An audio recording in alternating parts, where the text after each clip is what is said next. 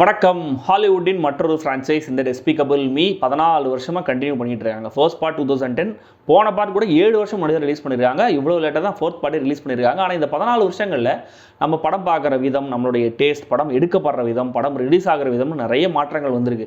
ஆனால் despicable me படங்களில் வர அந்த மினியான்ஸ் கேரக்டரை பார்க்கும்போது அந்த க்யூட்னஸ், அந்த ஒரு ஃபன்னியாக தெரியுது, கிரேஸாக இருக்குது, அவர் அப்பீல் ஆகுது இல்லையா, அந்த அப்பீல் மட்டும் இன்னி வரைக்கும் குறையவே இல்லை இல்லையா. எனக்கு தெரிஞ்சு இந்த ஃப்ரான்ச்சைஸோடைய மிகப்பெரிய செல்லிங் பாயிண்ட்டுங்கிறது ஸ்டீவ் கேரலோடைய குரலும் இந்த மினியான்ஸ் கேரக்டர்ஸும் தான். அந்த மேஜிக் இந்த ஃபோர்த் பார்ட்லையும் ஒர்க் ஆச்சா, கண்டினியூ ஆச்சா அப்படிங்கிறத நம்ம தெரிஞ்சிக்கலாம். அதுக்கு முன்னாடி நம்ம காக்கி ஸ்டாக்கீஸ் சேனலுக்கு சப்ஸ்கிரைப் பண்ணாதவங்க சப்ஸ்கிரைப் பண்ணுங்கள். வீடியோ பிடிச்சிருந்தாலோ பிடிக்கலனாலோ கமெண்ட் பண்ணுங்கள், லைக் பண்ணுங்கள், ஷேர் பண்ணுங்கள்.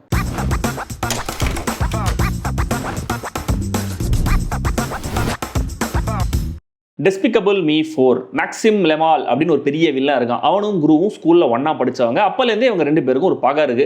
அவன் இப்போ ஒரு கரப்பாம்பூச்சி மாதிரி தன்னுடைய உடம்பை மாற்றி இன்னும் உடம்பு பெருசாகிற மாதிரியான ஒரு டெக்னாலஜி ஒன்று கண்டுபிடிச்சிருக்கான்.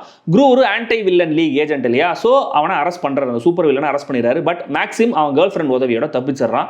அவனுடைய டெக்னாலஜியை வச்சு குருவோட குழந்தையை கடத்தி அந்த குழந்தைய கரப்பாம்பூச்சி மனுஷனாக மாற்ற போகிறேன் அப்படின்னு கிளம்புறான். ஸோ குரு குடும்பத்துக்கு மேக்சிமால த்ரெட் இருக்கிறதுனால அவங்க எல்லாரும் அவங்களோட ஐடென்டிட்டியை மாற்றிக்கிட்டு வேற ஊருக்கு ஷிஃப்ட் பண்ணிடுறாங்க. இதுக்கப்புறம் என்ன ஆச்சு அப்படிங்கிறதா இந்த 4வது பார்ட்.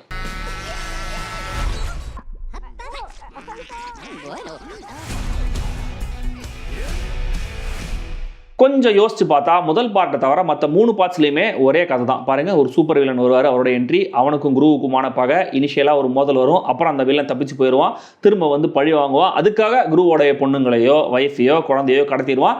கிளைமேக்ஸில் செம்ம எக்ஸைட்டிங்கான ஒரு ஆக்ஷன் செட் பீஸ், இதையே தான் பண்ணிட்டு இருக்காங்க. அண்ட் மினியான்ஸை வச்சு எப்படி போன பார்ட்டில் தனியாக ஒரு காமெடி ட்ராக் மாதிரி ஓட்டினாங்களோ அதே மாதிரி இந்த பார்ட்லையும் தனியாக ஒரு காமெடி ட்ராக் ஸ்பூஃப் மாதிரி ஓடுது. போன பார்ட் மாதிரி அது இதுலேயும் நல்லா இருக்குது. அண்ட் கோர் கதைக்கு சம்மந்தம் இருந்தால் என்ன, இல்லைனா இல்லைன்னு சொல்லுங்கள். மினியான் சார் பார்த்துக்கிட்டே இருக்கலாம். அண்ட் பக்கத்து வீட்டில் ஒரு குட்டி பொண்ணு, அந்த பொண்ணு குரூவை பிளாக்மெயில் பண்ணி ஹைஸ்ட்டுக்கு கூட்டி போகிற காட்சிகள்லாம் கூட அப்படி தான். கோர் கதைக்கு அதுக்கெல்லாம் சம்மந்தம் கிடையாது. ஆனால் பார்க்க நல்லா ஜாலியாக ஃபன்னாக இருக்குது. ஸ்டீவ் கேரல், கர்ஸ்டன் விக், வில்லனுக்கு குரல் கொடுத்துருக்கிற வில் ஃபேரல்னு எல்லாருமே பக்கா. இந்த ஃப்ரான்ச்சைஸுக்குன்னு இருக்கிற அந்த டோன், கலர்ஃபுல்லான விஷுவல்ஸ், சிறப்பான அனிமேஷன், பெப்பியான ஸ்கோர், ஸ்லாப்ஸ்டிக் ஹியூமர்னு இப்படி எல்லா வழக்கமான விஷயங்களையும் இந்த படத்தையும் சிறப்பாகவே பண்ணியிருக்காங்க. ஜஸ்ட் 1.5 மணி நேரம் மட்டுமே ஓடுற இந்த படத்தில் டல் மொமெண்ட் பெருசா எதுவும் ஃபீல் ஆகல. என்னன்னா வில்லன் கேரக்டர் இன்னும் கூட கொஞ்சம் பெட்டரா எழுதப்பட்டிருக்கலாம். சில்லி காமெடி பண்ணணும்னு முடிவு பண்ணிட்ட அப்புறம் இன்னும் கூட கொஞ்சம் இறங்கி ஃபன் பண்ணிருக்கலாம். அண்ட் மினியான்ஸோடைய பாப்புலாரிட்டிக்கு அப்புறம் இதை மினியான்ஸ் படமா கொடுக்கறதா இல்ல குருவோட கதையா சொல்றதாங்கிற ஒரு குழப்பம் இந்த படத்துலயும் கண்டினியூ ஆகுது போல இருக்கு.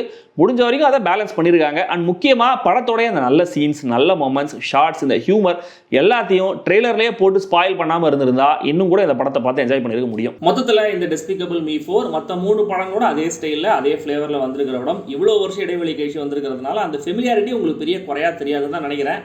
இது எதாவது காஞ்சனா படங்களையும் பண்ணுறாங்கன்னு நீங்கள் கேள்வி கேட்டீங்கன்னா அது எனக்கு பதில் சொல்ல தெரியல. அண்ட் கண்டிப்பாக இந்த படத்தை சின்ன பசங்க என்ஜாய் பண்ணுவாங்க. ஸ்டீவ் கேரலோடைய குரலுக்காக, மினியான்ஸுக்காகவும் போகிற என்ன மாதிரியான வளர்ந்த சின்ன பசங்களுக்கும் இந்த படம் அப்பீல் ஆகுங்கிறது தான் முக்கியமான பாயிண்ட். படம் தமிழ்லையும் ரிலீஸ் ஆயிருக்கு. நான் பார்த்தது normal 3D version, English version, அதுக்கு சப்டைட்டில்ஸும் இருக்குது. ட்ரை பண்ணி பாருங்கள்.